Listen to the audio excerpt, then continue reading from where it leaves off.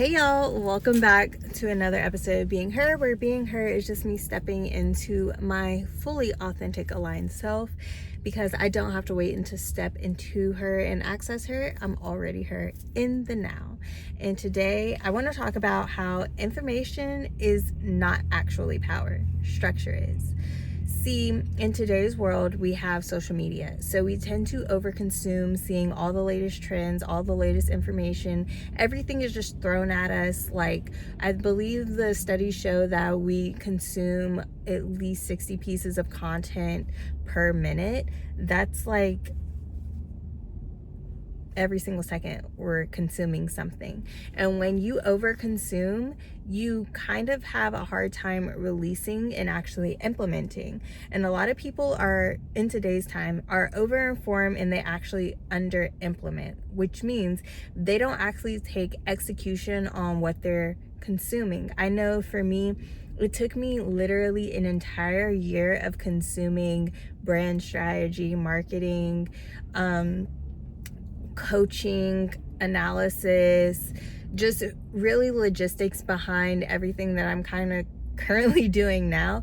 And I realized when I went to do a digital declutter that I had screenshotted and saved and liked all of the same things, just really in different fonts.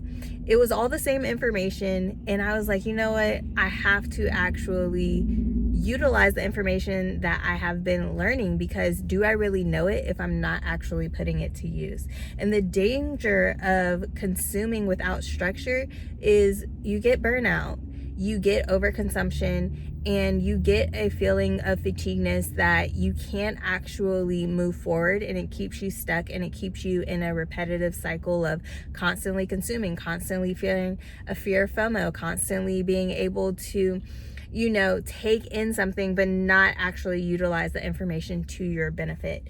And that's something that you got to stop. And if you want to move forward, there's not anything else that you can learn that'll be any different unless you actually utilize what you've already learned. And structure actually helps simplify the execution. You can be able to have more clarity, and there's not as much chaos when you have clarity on what you actually want and create a plan to make it materialize, make it actually happen. And it's so interesting because this week I implemented the information that I learned about the 12-week year, which I have another video about that and I'll link that in.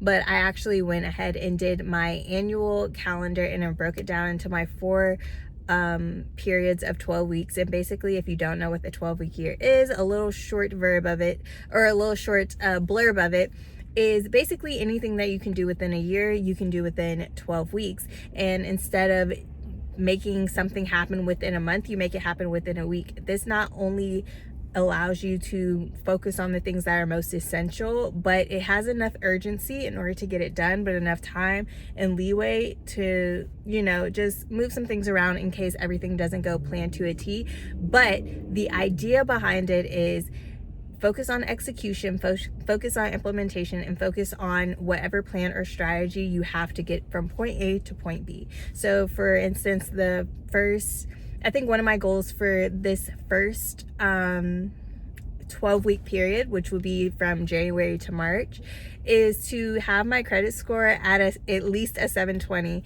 I don't want to talk too much about it, but that's why your girl started the 1% Woman Circle to focus on financial literacy, because I figured that this was something that I was actually going through, and this is something that I could help with other women as well. Not only know how to have proper money management, but know how to utilize your money for you. And I was like, I've built it up, I can build it again. So if you're ready to stop winging it and actually start operating as being her, then make sure you guys get the Build Your Foundation guidebook in the description, and I will see you guys next time. Remember, overconsumption is no bueno if you're not actually putting that consumerism into action. Love y'all.